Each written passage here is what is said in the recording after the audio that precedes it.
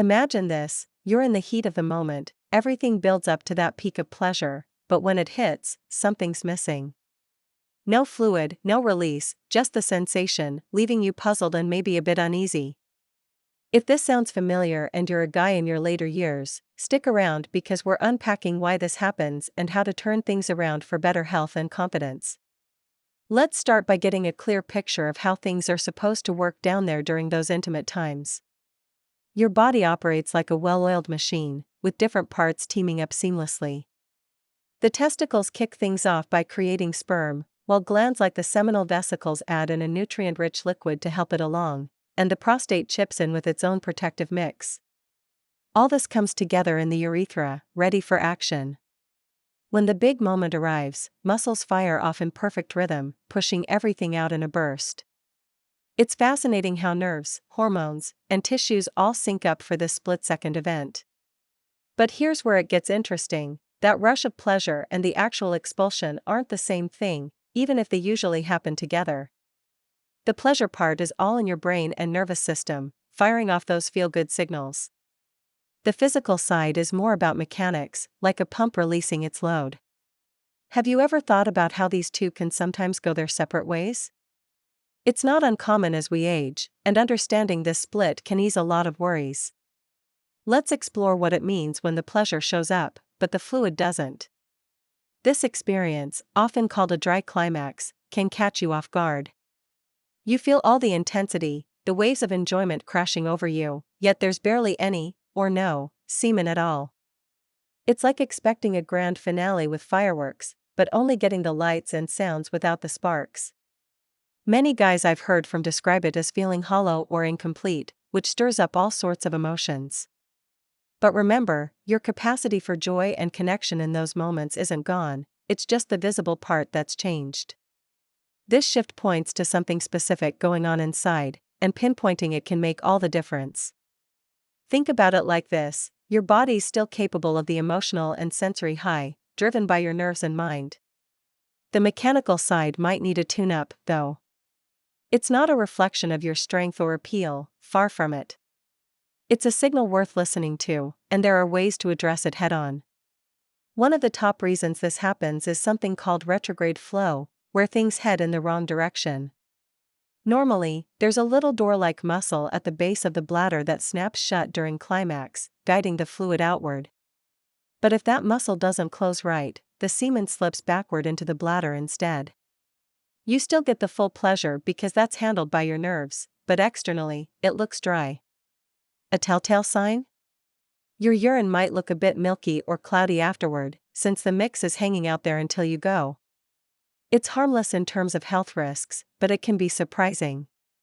What causes this muscle to slack off? Often, it's from procedures like prostate surgery for enlargement issues, which can tweak the nearby nerves. Meds for blood pressure or mood can relax things too much down there. Even long-term conditions like diabetes might mess with the signals. Picture a guy who's just had surgery, he's relieved the main problems fixed, but then this pops up and throws him for a loop. Once he learns it's just a rerouting issue, not a loss of function, the relief is palpable. His drive and performance stay strong, it's purely plumbing. To check this out, a simple test after the moment can spot sperm in urine, confirming the backward flow. For couples trying for kids, it might complicate things naturally, but assisted options exist.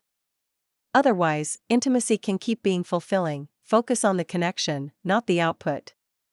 Have you experienced something similar after starting a new med or post-surgery? Share in the comments, you're not alone in this. Another possibility is a blockage in the pathways that carry the fluid. Those seminal vesicles are like storage tanks, pumping out most of the volume, but if the tubes get clogged, nothing makes it through. It's akin to a traffic jam on a highway, everything's produced, but delivery's stalled. Infections that weren't fully cleared, like inflammation in the prostate, can leave scar tissue blocking the way. Or tiny calcifications, much like kidney stones but smaller, might form and obstruct. Sometimes, gross or structural shifts are at play. You might notice hints like a twinge in the pelvis during peak moments or the fluid gradually thinning out over months. It's sneaky, building up without fanfare. Getting a look inside via ultrasound can reveal the jam, and treatments range from antibiotics for lingering bugs to gentle procedures to clear the path. I think of it like unclogging a drain. Once flow resumes, things normalize, and that sense of completeness returns. It's empowering to know modern tools can fix this without major hassle. If fertility's a goal, addressing it early helps. What about you? Ever dealt with ongoing discomfort that turned out to be something fixable like this? Let me know below. Shifting gears to hormones, because they're the unsung heroes here. Testosterone is like the fuel for your reproductive engine. It keeps desire humming, supports gland function, and maintains overall output. When levels dip low, production slows, leading to less volume or none at all. This isn't just about the bedroom. You might feel it in subtler ways first, like a gradual drop in interest or erections not holding up as well. The pleasure might feel muted too. Broader signs? Worn out all the time, muscles softening, or mood swinging. Don't brush it off as just getting older. It could be a treatable imbalance called low T. Blood work spells it out clearly. If confirmed, boosting it back up through safe therapies can revive not just the fluid but your energy and spark. Imagine reclaiming that vitality, feeling more like your younger self in daily life and close moments. It's about quality living, not chasing youth. Studies show balanced hormones link to better heart health and mood stability too. Where are you chatting from? Drop it in the comments section. We've covered some common, fixable triggers, but let's be real, sometimes this signals bigger concerns. It's why tuning into your body matters. For instance, growths in the prostate or bladder area can block routes as they expand, halting flow. You might spot red flags like traces of blood in urine or during intimacy, or nagging aches slow down. Neurological issues, from conditions like MS or Parkinson's to nerve wear from unmanaged sugar levels, can scramble the signals needed for coordination. The key? Act fast if it hits out of nowhere or pairs with pain, fever, or numbness. These aren't to ignore, they could point to needs for prompt care. Early checks can catch things when they're most manageable. Think of your body as a dashboard. This is a warning light flashing. Addressing it protects more than just intimacy, it safeguards overall wellness. Regular screenings become even more vital as years add up. How has listening to your body's signals helped you in the past?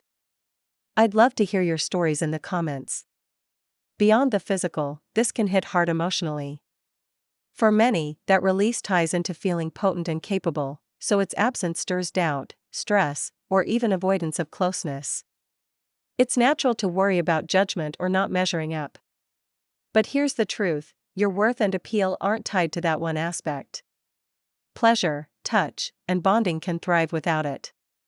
Shifting focus to mutual enjoyment often deepens connections. Opening up, to a partner or pro, lightens the load tremendously. Knowledge dispels myths, rebuilding assurance. Many find their relationships strengthened through honest talks, turning a challenge into growth.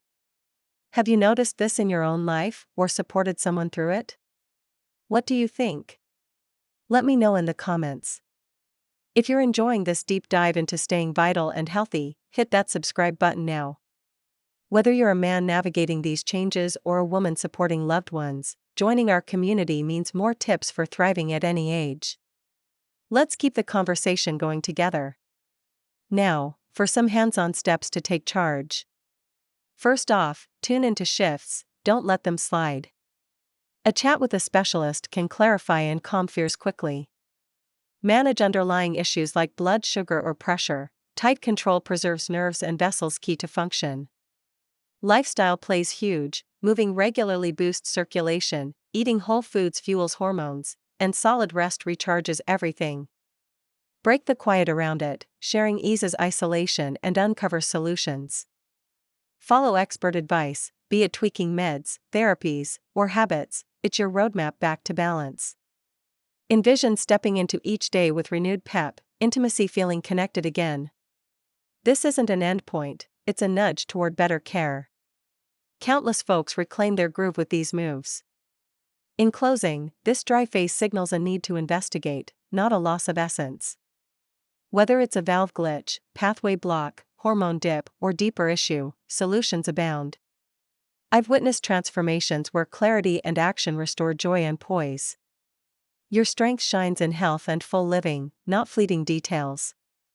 Push past hesitation, seeking insight empowers you.